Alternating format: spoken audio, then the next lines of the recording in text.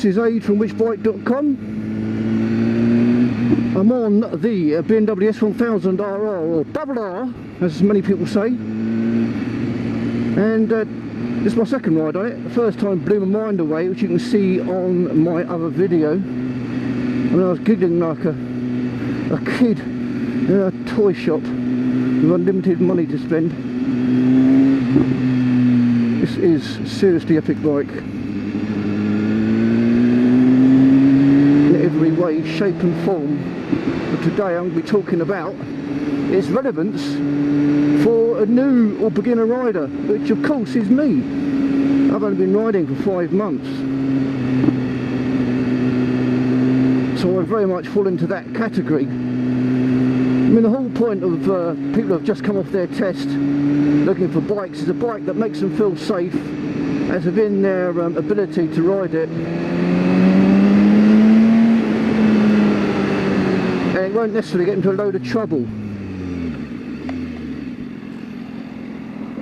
Now, most people tend to go for the bike they've either learnt on, or a 300, a 500 or a 600 as their first major bike. Nearly everybody you would speak to would suggest not getting a 1 litre bike as a first bike. And the main reason is because they're more responsive from the off, so if you just put a bit of gas on, they're going to be going speeds that you might not be comfortable with. As you get to the higher rev range, you'll be doing speeds that you've never experienced before, and your mind won't be able to cope with it because you just won't be able to adjust properly with limited experience. The other reason is they're usually quite heavy and therefore quite unwieldy, so, which means you'll have problems wheeling it around, and also at slow manoeuvres in traffic, where it's just not that easy to ride slowly, funnily enough. You probably remember your Mod 1. The riding slowly was so much harder than riding fast. So that's something a lot of people will forget about, really. So let's just pop this baby up so you can have a quick look at it, just in case you don't believe I'm riding it. In fact, if I go like that, I'm sure you'll recognise it. Now, I learned on a Yamaha XJ6 and passed my test. I very quickly got myself a CBR 600F, as you've probably seen in my motor vlogs, and that is a fast bike. You don't need any more than that. But please, I now rag it to death, so quite quickly I thought I'd need a faster bike, one with more power, a bit more exhilaration. But that's just me. I mean, it kind of gets us all. That's why we're motorbikers. We love the thrill and the thrills of the speed and exhilaration that a motorbike gives us, especially going around bends or accelerating like a nutter. And I need more of that. Well, some people are just happy to potter along. It doesn't make them any less of a man, any less of a motorcyclist. It's just a different style of riding. Some people just like the freedom aspect of it and riding on 2 wheels, whereas I need the speed. That's my personality. Unfortunately, that makes me one of the more dangerous riders. Just better get a little bit here. Another £1,000 excess on this beauty. I don't want to drop it. Bloody hell, I'm glad there's a gear indicator. I was in 3rd gear then.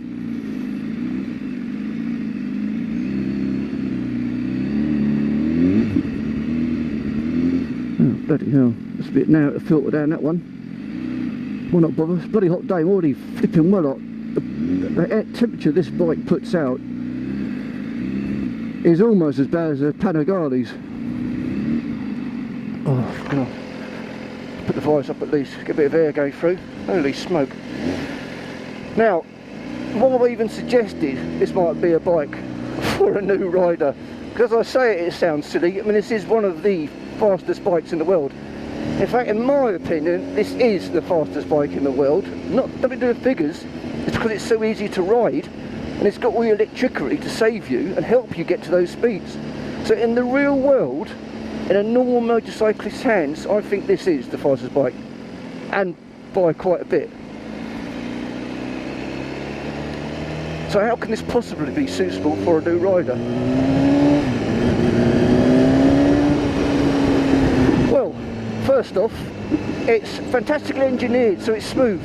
Here's my second gear, okay, albeit in the lowest mode. Just touch the accelerator, it goes away smoothly.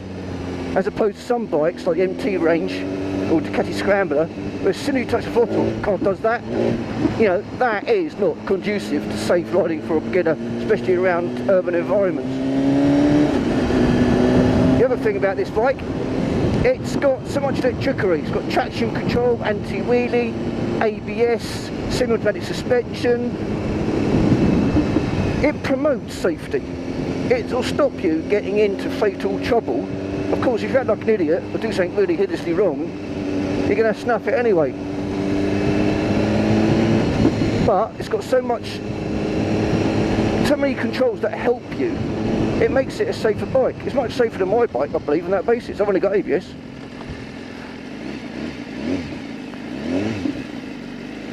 Right, let's try and pull up here somewhere.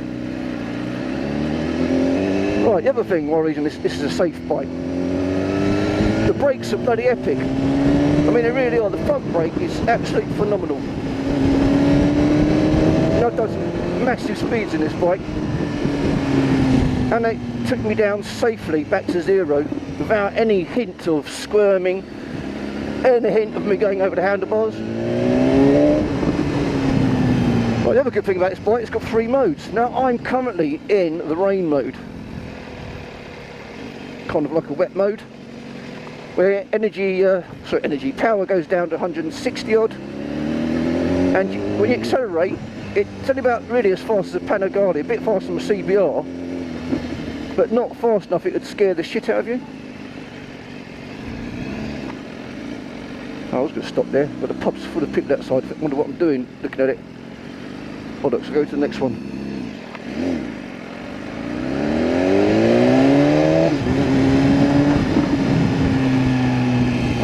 Put down here. Right. Let's have a look at it here.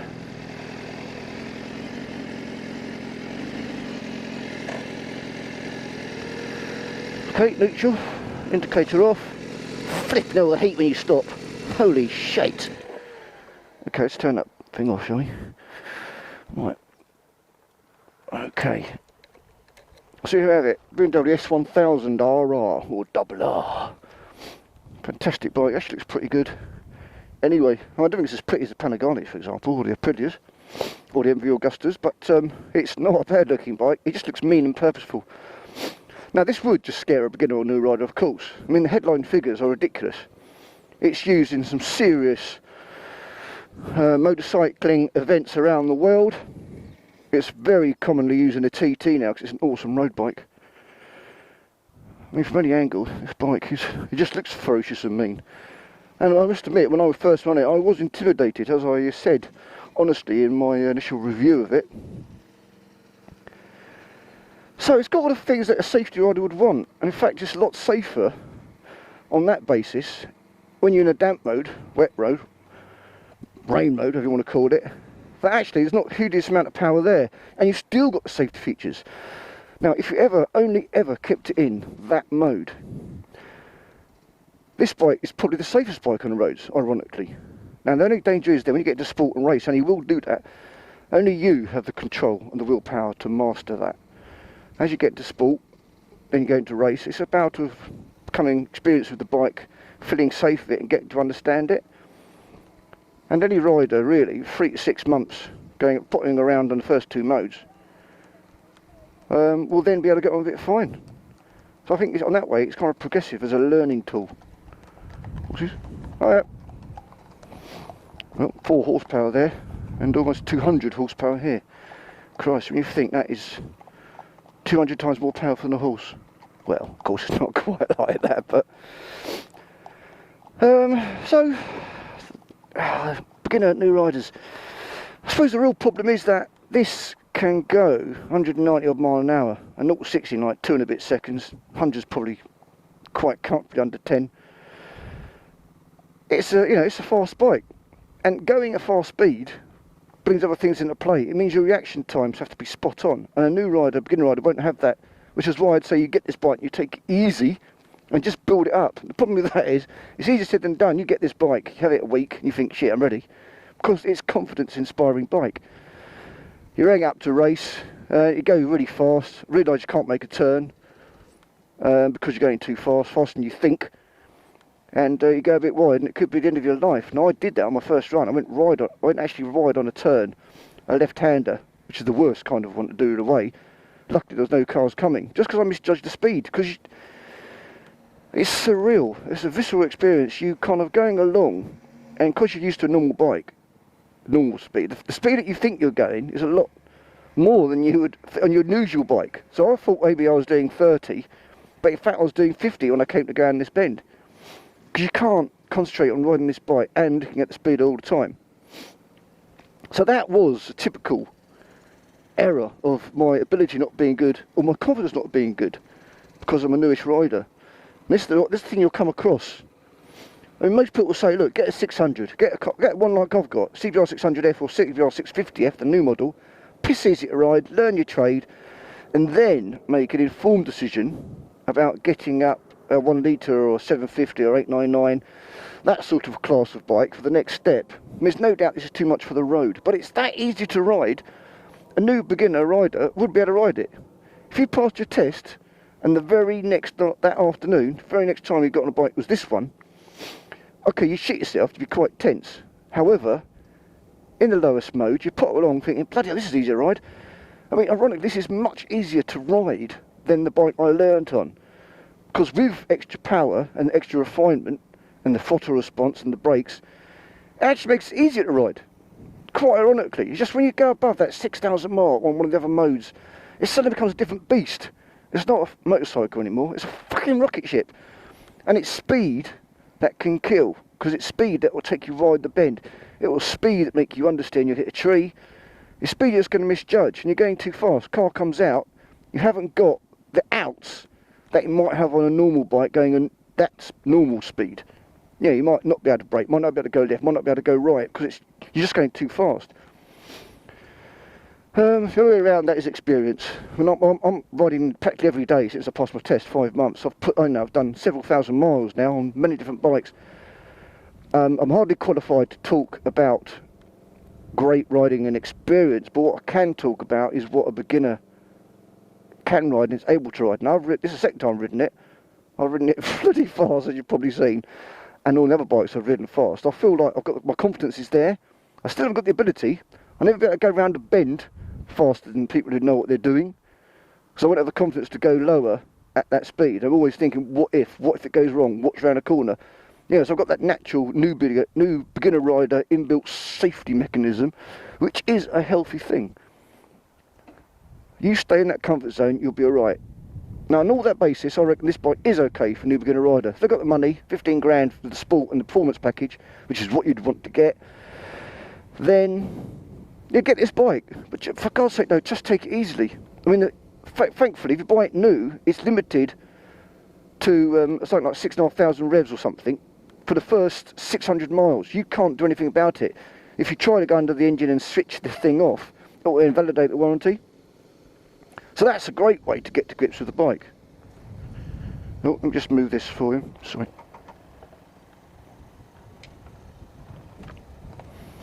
There you go. Right. Yeah, I'm alright, yeah. Cheers. What are you doing with your camera? Filming this bike. Well, filming this bike? Yeah. Something special? Nah, not filming anything else. All secrets here. Oh, I'm not sure what that was about. Trying to fake you want to sit the fucking bike. That's the reason probably I shouldn't be parking here. Alright, better get going I suppose. Okay. I'll check the camera's still on. Yep, I'll just look in the mirror. Okay. Let's go. Now for beginner riders, again, other things are important. The aesthetics, as well as logistics. Let's start this up. Christ, there's a bit of a camber on this road. It's almost like a hill start. Bloody hell. Okay, so what I was saying was, it's a low seat. I don't know, it's probably about 10 millimetres. I mean, my feet, if I put my feet down now, my heels are almost touching the floor. And I'm only 5'9.5", you know, somewhere between 5'9.5" and 5'10", with fairly shortish legs relative to my height. And I can almost, in fact, if I lean forward a little bit, I can put both heels down. Crunches my nuts a bit, but I can do it. But ordinarily, just my heels are probably about a centimetre above the ground, so I feel completely stable on it. That's important. When you're doing low manoeuvres, you will kind of put a foot down and straddle it and waddle like a duck to keep your balance. End of the day, it's a big bike, it's a big engine, they're not super light. The other good thing, I suppose, you've got less to think about for beginner, because that's second, it's got a quick shifter. So there's my left hand, that's fourth. Oh, bit of turn here. Fifth, sixth, there you go. People behind wondering what the fuck I'm doing. And it's got auto bliff as you go down, which stops the wheels spinning up. So that's fourth. Now, without touching the clutch, just bang it down. Third, second. There's no hint of any trouble. Third, fourth. It takes a bit of a knock, but of course, because you've got less to think about, again that makes it safer.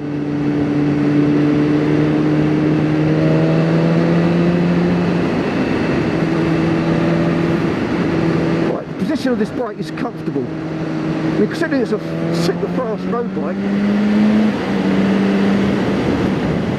it's surprising how comfortable it is. It's a lot less forward riding than an MV or a Panigale. In fact, causes less fatigue, which again makes it safer. And so I maintain what I say, I think this is the safest motorcycle in the world at any normal given speed. And it's not obviously the safest motorbike in the world when you're ragging it, because it's just getting ridiculously speeds. Well, talk of which, right, I'm in race mode. Sorry, not. What's it about? I'm in the rain mode. So, what you do, take your foot off the accelerator, click on mode, sport, go bypass that straight away, go into race, clutch in. Right, now I'm in race mode. Now this becomes a different fucking bike, believe me. Oh my god. Fucking hell.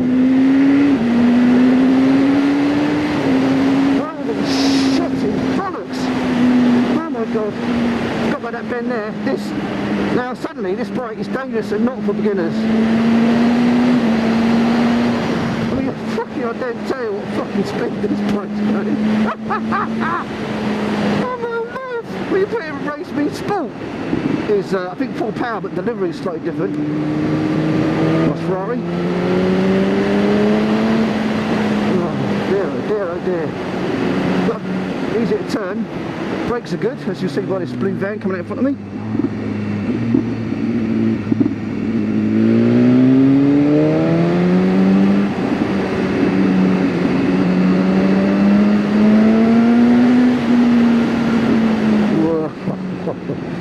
Fucking in race mode, this bike is fucking unbelievable. See, as a beginner rider, you wouldn't really be doing this sort of shit.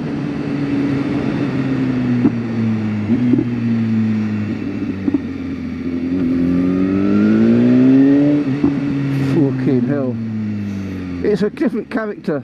As you saw from my riding before, it's quite relaxed, easy, and that is suitable for beginner. Now suddenly this is not a beginner bike, not at all. So, yeah, more power, more jerkiness, instant response to the throttle.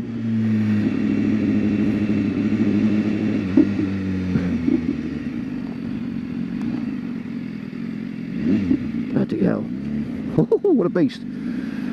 Oh man, suddenly it becomes more intense. Suddenly the heat seems to be going up. What a fucking bike this is, isn't it? What a bike. I don't know where I'm going. I know I am, I'm not sure where I'm going. So I think I'll go back left, go down the A30 back into the A329. Better heading backwards I suppose. So kind of that wraps up kind of the beginner bit. I'll just keep riding though so you can get a feel for it in the fast mode.